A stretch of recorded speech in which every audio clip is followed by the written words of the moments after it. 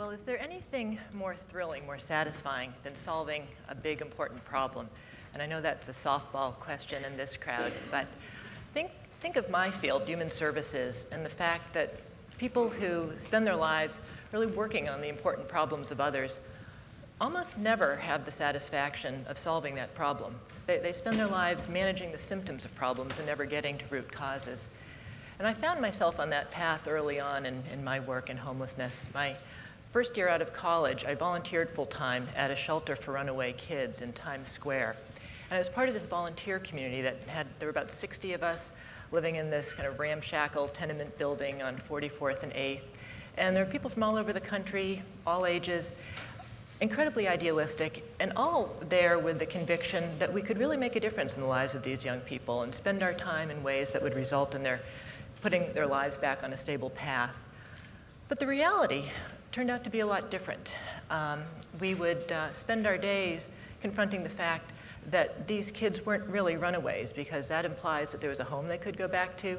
And in fact, most of these kids, if they'd run away, it had been from a foster care group home, or spend time on a phone trying to find some relative somewhere who would take responsibility for them, because their families had split up, their neighborhoods had fallen apart, they were from the poorest neighborhoods of New York City. And this was a problem that was so much bigger than the idea that these were runaway kids. And in fact, it should have surprised no one that most of these kids were back on the street within about 30 days. And I would walk back to our community building on 44th and 8th every night thinking, is this the best we can do? All these good intentions, all of these resources, it's good, but it's not enough. And I kept putting myself to the question of, well, what better idea do I have? And the only thing that I really felt some conviction around was that while everything was going wrong in their lives, without a stable home, nothing was actually going to move forward. So fast forward, I learned to build affordable housing, and a couple of years later was excited to discover in the news that the building next to the place that I'd lived that year, a big old single-room occupancy hotel in Times Square, the biggest in the city, in fact, was in bankruptcy, was a total mess, and the city was looking for a plan. And so I put together an odd coalition of local property owners, of civic leaders, of homeless advocates, around the idea that it was actually cheaper to solve homelessness, not just better, cheaper to solve homelessness if we were to get people who are homeless into a permanent home and actually combine that housing with housing for low-income workers, with the supports on site that anyone needs to put a good life together for health, mental health, employment, to take the retail spaces that were pretty crappy and turn them into decent businesses that could employ tenants. And I think in part because nobody else had an idea, the mayor reluctantly went along with the plan, and the city financed our acquisition and redevelopment of this building, which turned out to be a total home run. It delivered on everything we believed, that people never became homeless again, that people in the community were benefiting. This beautiful building that had been a wreck was now part of the regeneration of Times Square. The government was saving money, people were going back to work. We were winning awards. We were featured on 60 Minutes. All was good. However, I got a call one day from a woman at Bellevue Hospital. She was a social worker there. And she told me that she had someone with her, a woman named Sarah Rayburn, who claimed that I was her next of kin and that she wanted to move into the building. I had no idea who this woman was. And so one of my colleagues was willing to go down to Bellevue and check it out. And she called excitedly a few hours later saying, "It's the lady." Well, this was a woman we had seen in Times Square, homeless for many years. This tiny, fragile woman, this cloud of white hair, bent with osteoporosis, and she would drag this red milk crate across 43rd Street and then sit in the island in the middle of Times Square and stare at the traffic. And whenever we'd see her, we would just be horrified at her condition. And we'd run out and say, "Could we get you something to eat? Could we get you some clothing?" And she would never speak to us. So we would then take the step of calling the outreach teams. Now, the way the homeless services universe was organized was that there were this small number of groups like us who were the housers, and then there were the shelter operators who were looking at those kind of short-term options, and then there were the outreach groups that were going out with blankets and food and offering people rides to shelter and hospitals if they needed them. But we tended not to even know each other.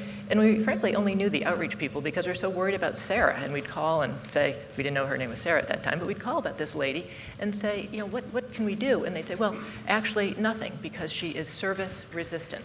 She actually does not want our help. She wants to be left alone. And so we would go through this ritual time and again. But here was Sarah calling from Bellevue saying she wanted to move in. So we tossed all of our rules out the window, all the rules that said you had to be coming from the waiting list, wait your turn, they had to be clean and sober for 6 months, that you'd need to have insight into your mental illness.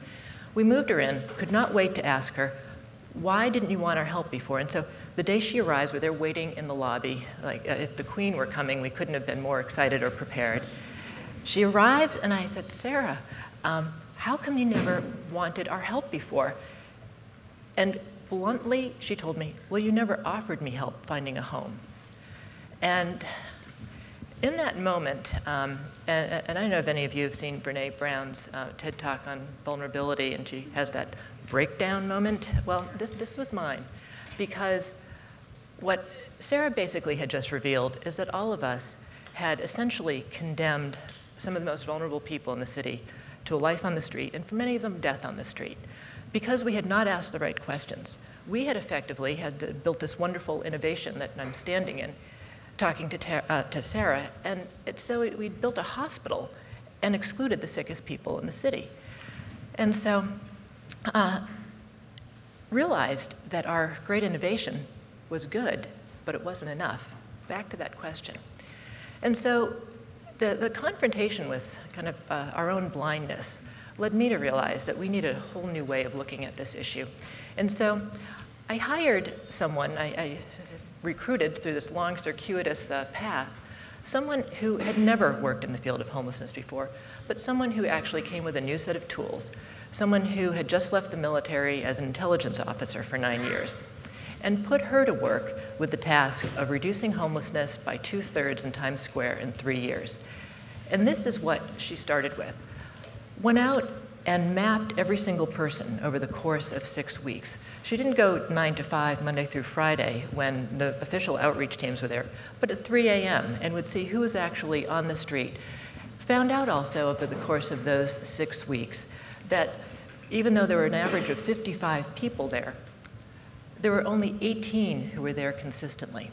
So we focused in on doing whatever it took to move those 18 individuals into housing. And what happened in 3 years was not just that 18 more people were in housing and not on the street, but homelessness in Times Square disappeared. We were down to 1 person regularly, and that man took another 2 years to house. But long-term homelessness in Times Square, and even casual homelessness, went away. The whole environment changed.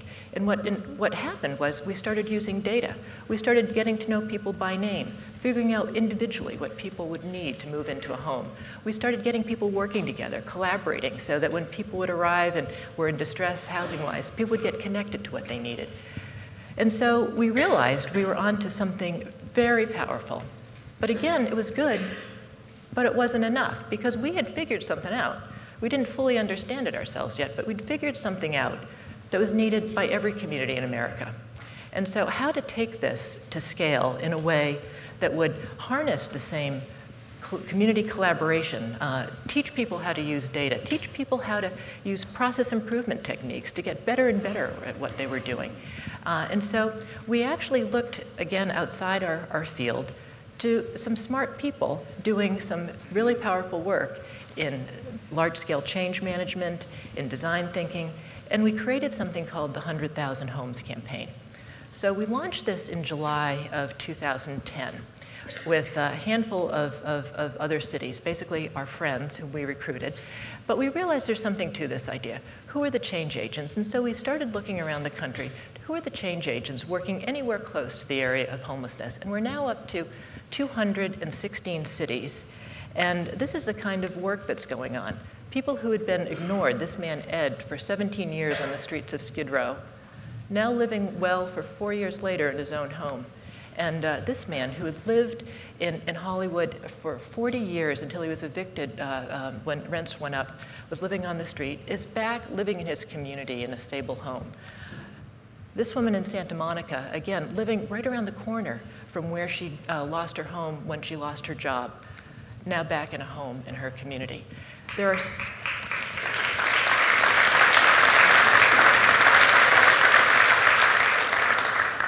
And this is the work of community teams in now 216 communities, whom we support with a whole data and improvement infrastructure, and really with the big, bold goals to motivate people, and then a learning network to help people get better and better and share what they're learning.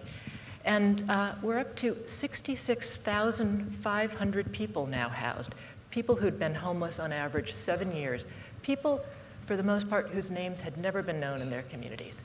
And in addition to the miracle of this happening, it's been what's happening with people working in the field that has been a source of such joy and pride, because you see people re-energized about the possibility of solving these complex problems that undermine our communities. When our most vulnerable neighbors are suffering like this and we feel helpless, that takes it out of everyone in our communities. And we have this whole re-energized workforce who had always been there with the good intentions and the effort, but had never had the right insights, the right tools, the right processes, the right learning community, the right collaboration to get anywhere. And so we expect to hit our goal of 100,000 people housed by next summer, and to keep innovating, to keep growing this whole problem-solving practice, to take on larger problems, including how do people become homeless in the first place, and how do we work differently there. And I'm reminded all the time of Sarah, and the fact that she basically called me on it. What you're doing is good, but it's not enough. And in fact, I wonder if the lesson isn't that our pride in our most recent innovation actually could be the barrier to our seeing what our next could be. Thank you.